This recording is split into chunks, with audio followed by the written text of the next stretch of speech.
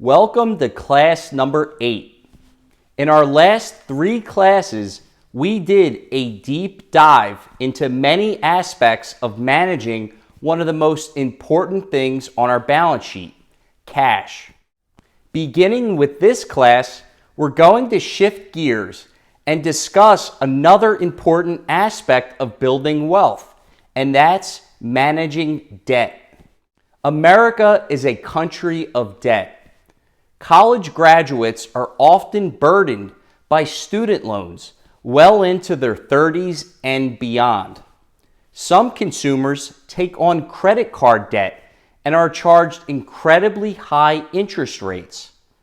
Asset bubbles, especially in housing, have led people to be overburdened by very high mortgages. The list goes on and on. Oh, and let's not forget our own government that is over $33 trillion in national debt. Let me be clear, debt is not a bad thing on its own. Debt is actually a very integral part of having an economy that operates efficiently. Excessive amounts of debt, however, can and does cause problems. This is why managing debt is such a critical responsibility. To start our lesson, let's begin with a very basic definition. What is debt? Debt, also called leverage or credit, is simply an agreement in which one party borrows money from another party and agrees to repay this money in the future. The party who borrows the money is sometimes called the borrower or the debtor. The party who loans the money is sometimes called the lender or creditor. Since there is some risk that the borrower does not repay the lender, interest is usually charged by the lender to compensate them for this risk and also compensate them for not being able to use the money elsewhere, like in an investment. The most important thing to remember about debt is that for the borrower, the amount represents a liability on their personal balance sheet. Debt can take on many forms, such as loans, notes, and bonds. These are all types of debt. When we borrow money from a lender, the lender is usually going to charge interest on the debt. Interest is an expense to us, but revenue for the lender. Therefore, the lender would like to charge the highest interest rate that they can. Now, you may be saying, all right, Rob, I got it. I know what debt is, how interest works, but what I really want to know is which debts I should pay first. Well, the answer to this question is it depends. But generally speaking, it's essential to make any overdue or late payments first to avoid additional penalties and interest, and also avoid any future legal proceedings being taken against you for not making your loan payments on time. Once these are covered, it's smart to make the minimum payments on all of your debt.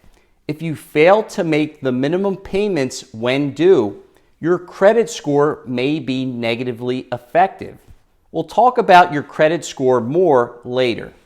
If you wish to pay additional amounts of debt, it makes sense to pay the debt with the highest interest rates first. For instance, if you have student loans charging 6% interest and credit card debt charging 29% interest, and you've made the minimum monthly payment on all of your debt, it would make sense to put any additional payments you'd like to make on the credit card first, as you will be charged much more in interest on the credit card than you will on the student loan. This is why it's so important to know what the interest rate is on all of your debt. In some cases, the interest rate can change. Generally, A fixed interest rate is one that does not change over the life of the loan, while a floating or variable interest rate does change based on changes in interest rates. We'll discuss how interest rates are determined later, but for now, just know the difference between a fixed and a floating rate. There are a couple of key points I'd like to discuss about debt before we continue. First, some debt agreements require the borrower to pledge collateral. Collateral is just an asset that the borrower owns that will be used to help satisfy the debt if the borrower is unable to pay the debt. If a debt requires collateral, it's also called secured debt. A car loan is collateralized or secured by the car itself. So, if you don't pay your loan, the lender may have the car repossessed or repoed. On the other hand, if debt doesn't require collateral, it's generally called unsecured. Unsecured debt will have a much higher interest rate than secured debt, all else equal, because there is no collateral to satisfy the debt, and therefore the loan is riskier for the lender. To compensate lenders for this higher risk, they charge a higher interest rate. The best example of unsecured debt is an unsecured credit card. We'll discuss credit cards in our next class. Second, as you may know, student loan debt is very difficult to discharge or get rid of if an individual files for bankruptcy and can't pay their debts. This is why young people need to understand the full amount of how much student loans they may be borrowing and what the potential payoff of their degree will be when they graduate and enter the workforce full time. There is a forgiveness program available for some borrowers called the Public Service Loan Forgiveness Program. This program allows forgiveness of federal direct student loans after making 120 qualifying monthly payments, that is 10 years worth, under a qualifying repayment plan while working full-time for a qualified employer. That's a lot to understand. The criteria to qualify are quite complex, so I'd refer you to the government's website, studentaid.gov, for all the details to see if you qualify. We may cover this program in much more detail in a future video. There's another distinction between two types of loans you'll likely encounter, and I don't want you to be confused by the terminology when you hear them. A term loan or traditional loan represents a loan where the principal amount is borrowed on day one, and this amount is paid back either over the course of the loan period or at the end of the loan. A large payment at the end of the loan is referred to as a balloon payment. Car loans and mortgages are types of term loans. On the other hand, a revolving loan, also called a revolver, is a loan where the borrower is approved to borrow up to a certain dollar limit whenever the money is needed.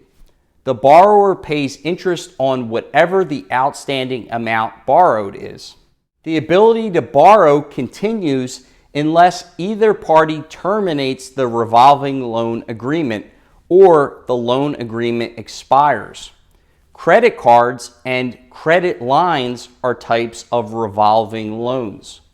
You've heard of credit cards, but what the heck is a credit line? A credit line, also called a line of credit, is a revolving loan agreement with a bank, which is often used to pay for expenses. It's very similar to a credit card.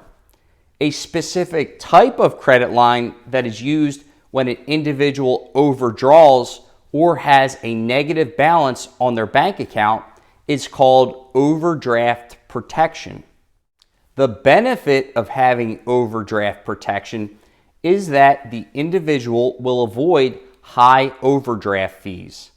But there's a cost associated with this.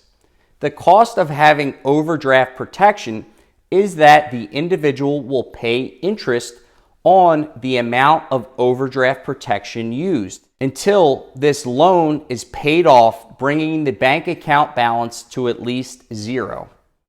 This is another bank and credit union product which is important to know in case you ever need one. Let's talk a bit more about interest rates, as there are a lot of confusing terms thrown around and nobody ever explains what they mean. The interest rate you have on your debt is often quoted by a term called annual percentage rate, or APR. What is the APR? Well, it's simply the interest rate you would pay on the debt if you borrowed the money for a period of 1 year. APR also includes any fees that you are charged to borrow the money in addition to interest. The stated interest rate, or stated rate, is simply the rate the lender charges on the outstanding debt balance, but it does not factor in the effect of time or fees. It also doesn't factor in the effect of a principle called compounding. The APR allows people to compare the cost of debt across multiple types of loans. Let's stop here and we'll pick up the discussion on compounding in class number 9, and we'll take a deep dive into credit cards.